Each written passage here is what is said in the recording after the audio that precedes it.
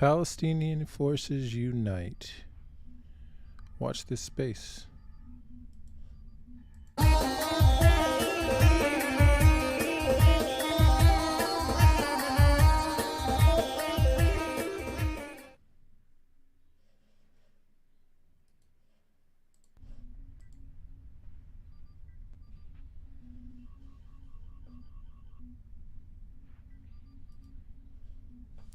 Palestinian factions in Damascus to coordinate unified stance against Israel.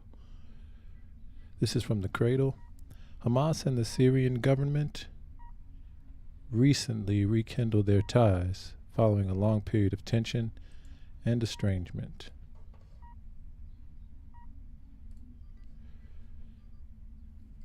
A delegation representing Hamas arrived in the Syrian capital Damascus on 2 March in order to coordinate efforts among the different Palestinian resistance factions with the goal of confronting the extremists of Benjamin Netanyahu's new government, particularly in the wake of the unprecedented escalation of tensions across the occupied territories.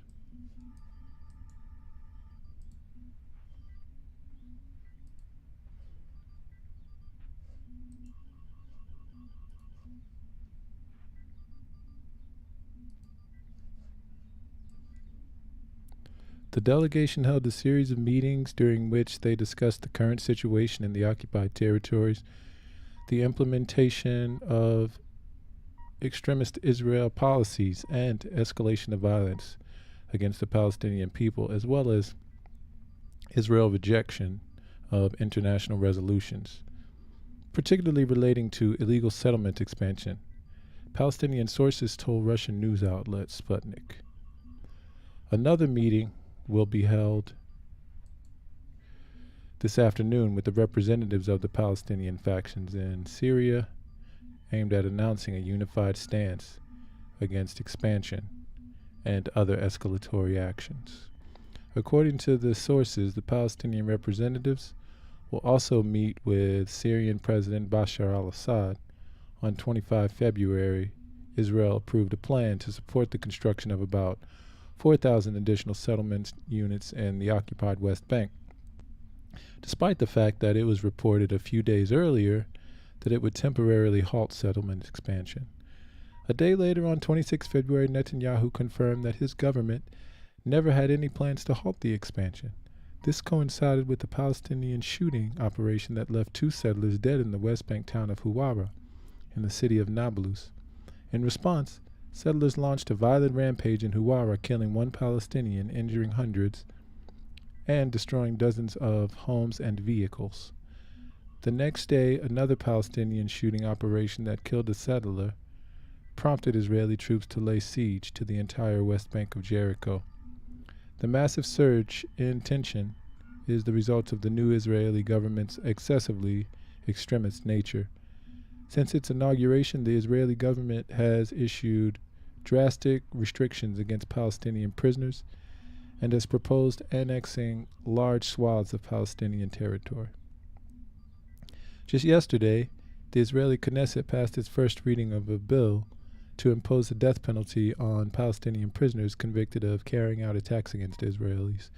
The meeting of the Palestinian factions in Syria's capital on Thursday came in the aftermath of recent kindling of relations between the Syrian government and the Hamas movement, as the latter took an aggressive stance against Damascus following the start of the war in 2011.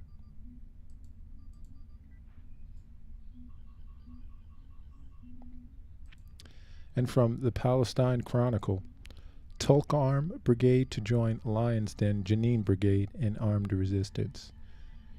The Tulkarm Brigade announced via a video message on its Telegram channel that rapid response groups have been assembled to respond to Israel's massacre in the occupied West Bank.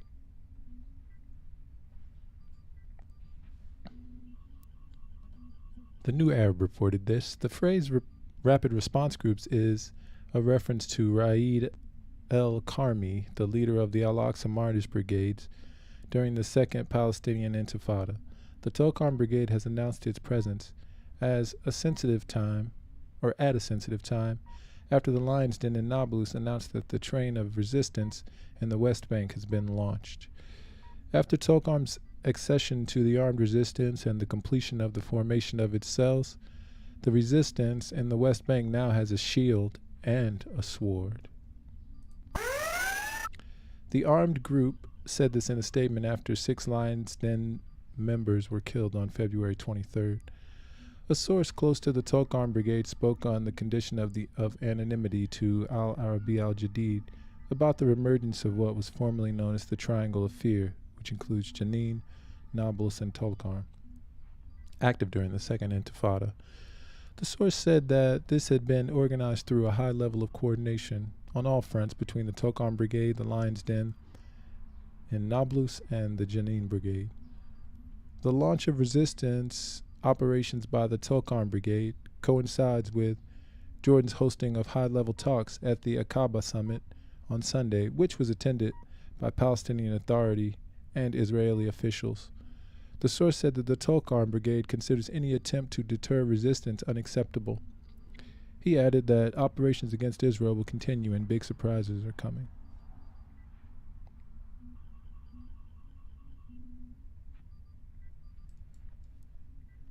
And from the Middle East Monitor, Fatah did not consult regarding Aqaba Summit, insists Palestinian factions. The Palestinian factions denied Fatah's claim on Wednesday that it consulted and coordinated with them regarding the Aqaba Security Summit held in Jordan at the weekend, El Rasalah has reported.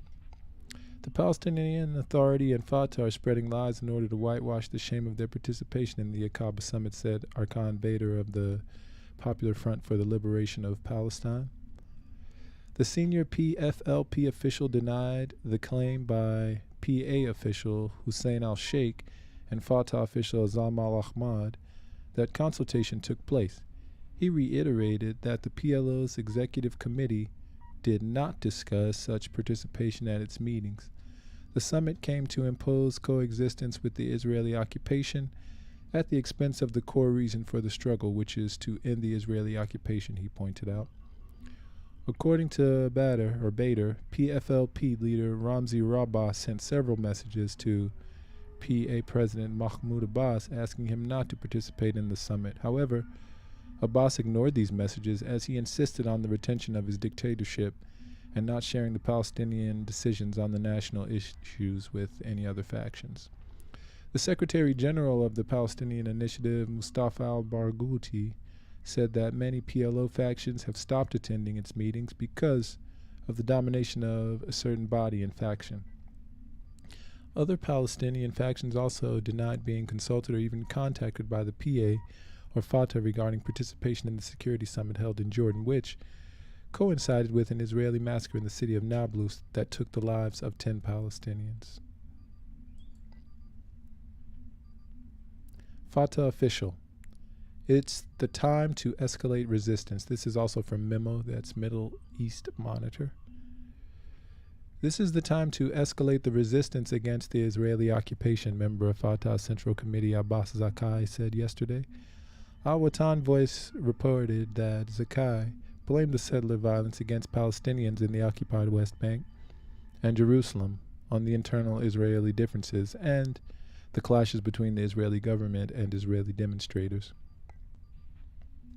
The senior Fatah leader said Israel's long thought that only it's the right to determine the fate of the Palestinians, and only it has that right, and the fate of their occupied homeland. Regarding the Palestinian Authority participation in the Aqaba Security Summit over the weekend, he said, an invitation by Jordan and Egypt, who have good attitudes towards the Palestinian cause, should not have been ignored. He stressed that Fatah's stance towards the Palestinian issue has not changed and that a decision to stop security coordination with Israel was taken, and the PA is to continue sticking to this decision.